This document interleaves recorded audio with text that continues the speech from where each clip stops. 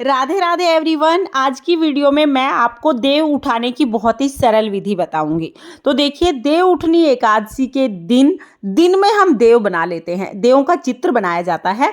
इसके लिए हमें गैरू चाहिए होगा। गैरू आपको डली के रूप में या पाउडर के रूप में मिलेगा। गैरू जो है लाल रंग की मिट्टी होती है, किसी भी पंसारी की दुकान पे मिल जाएगा। तो यहाँ पर गैरू का पेस्ट हम बना लेंगे।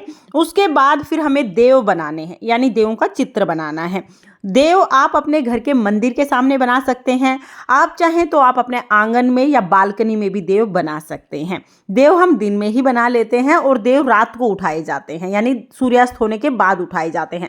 तो देवों का जो चित्र है वो दिन में ही हम बना लेंगे। जिस जगह पर देव बनाएंगे उस जगह को अच्छे से हम साफ कर लेंगे। उसके बाद फिर हमें देव बनाने हैं। तो देखिए, इस तरह से पहले हम देवों का घर बना लेंगे। ऊपर हमें वी आकृति से इस तरह का डिजाइन बनाना है, उल्टा वी हम बना देंगे। फिर चारों तरफ से हम लाइनें लगा लेंगे और ये लाइनें हमें डबल लगानी होती हैं।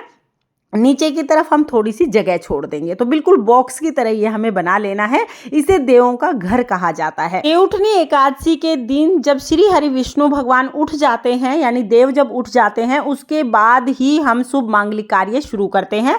पहले देव उठाए जाते हैं, उसके बाद शादी विवाह के जो कार्य हैं वो शुरू हो जाते हैं। तो यहाँ पर देखिए, शाम को 3-4 बजे के आसपास ही हम देव बना लेंगे। तो इस तरह से पहले हम देवों का घर बनाएंगे। इस घर को बहुत अच्छे से हम सजा लेंगे।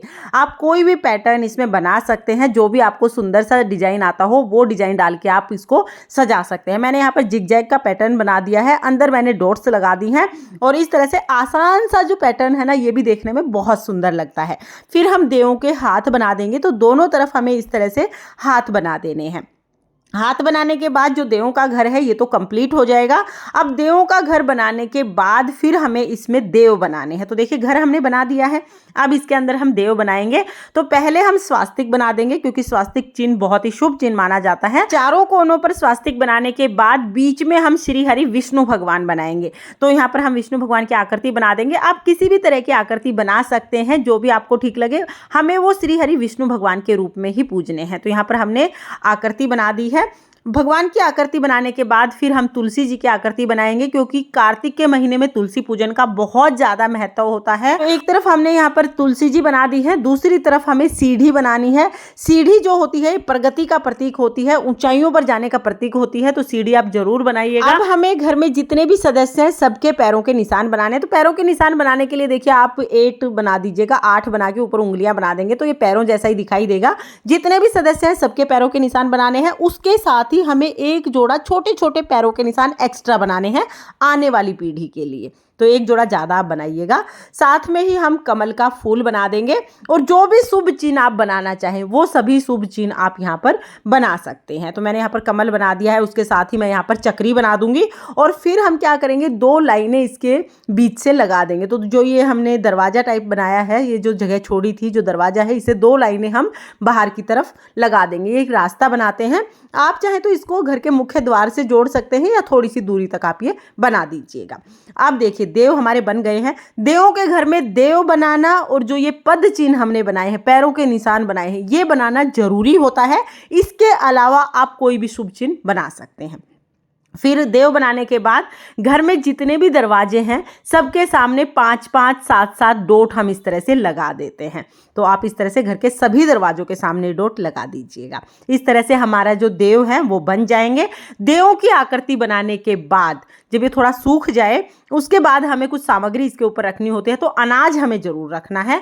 अनाज रखने के बाद हमें मूली लेनी है, पत्ते वाली मूली हमें लेनी है।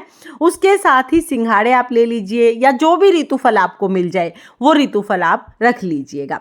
हमारे यहाँ पर चूरमा बनाया जाता है, किसी के यहाँ पर हलवा बनाया जाता है। तो आपके यहाँ पर जो भी बनाया जाता हो भोग रख लेंगे, साथ में दक्षिणा रख देंगे।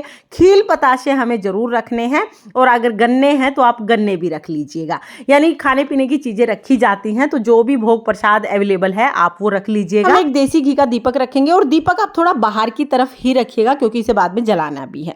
साथ में ही थोड़ी सी रुई यानी कॉटन हम जरूर रख लेंगे। तो ये सारी चीजें रखने के बाद फिर हम इसको परात से ढक देंगे। परात हमारे घर का सबसे शुद्ध बर्तन होता है, इसलिए हमें परात लेनी होती है। परात इसके ऊपर ढकने के बाद परात पर हम स्वास्तिक बना देंगे। इस तरह से हमारे देव जो है वो बन जाएंगे। अब हमने अपने देवों को सुला दिया है। काम हम 3-4 बजे तक कर लेते हैं। आप दिन में किसी भी समय पर देव इस तरह से बना लीजिएगा। फिर शाम को जब सूर्यास्त होगा तब हमें देव उठाने होते हैं। तो देखिए जब सूर्यास्त हो, हल्का हल्का सा अंधेरा होने लगे, तब हम 1 लोटा जल ले लेते हैं और घर में जितने भी बच्चे, जितनी महिलाएं हैं, जितने भी सदस्य हैं, सब यहाँ आसपास आके बैठ जाते हैं। सबसे पहले हम दिया जला लेंगे, इसीलिए दिए को हम साइड में रखते हैं ताकि बिना परात को उठाए हम दिए को बाहर निकाल के जला लें।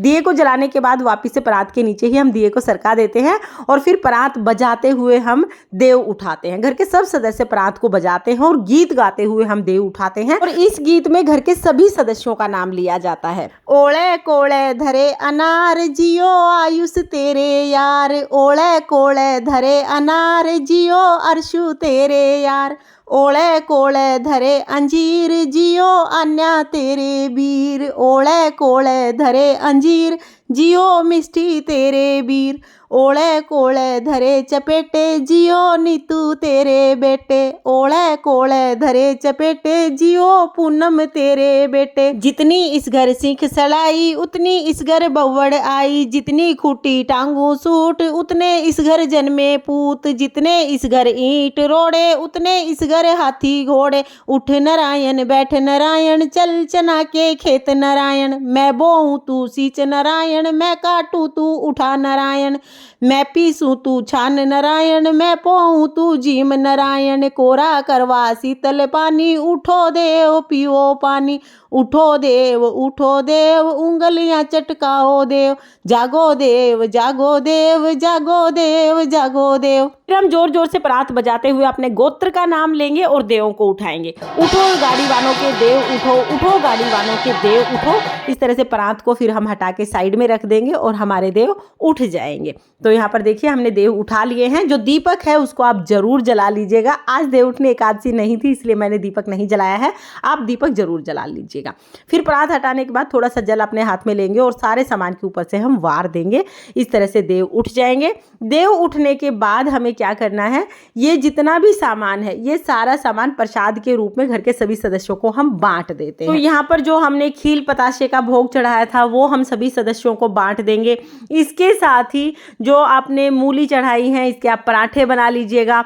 जो दक्षिणा आपने चढ़ाई है ना ये हम घर में किसी भी लड़की को दे देते हैं। साथ में जो अनाज है इस अनाज में और अनाज डाल के आप ये दान कर दीजिएगा। और जो हमने रुई यानी कॉटन जो हमने रखी थी इसकी हम बाती बनाकर दिए जला लेते हैं, यानी जब हम जोत जलाएंगे तो उसमें हम इसको यूज कर लेंगे। बाकी जितना भी सामान है वो घर के सभी सदस्यों में प्रसाद के रूप में बांट दिया जाता है। सब लोग इसको खा लेते हैं और पूजा के तुरंत बाद ही यानी देव उठाने के तुरंत बाद ही हम ये सारा सामान बांट देते हैं। और देवों का जो चित्र हमने बनाया है, जो देव हमने बनाए हैं वो अगले दिन हमें साफ करने हैं। तो अगले दिन सुबह हम थोड़ा सा पानी छिड़क के थोड़े से पानी के छींटे लगाएंगे और कपड़े से हम देवों को साफ कर देंगे। झाड़ू से साफ नहीं करने हैं, कपड़े से ही हमें इनको साफ कर देना है। तो फ्रेंड्स इस तरह से देव बनाए जाते हैं और देव उठाए जाते हैं।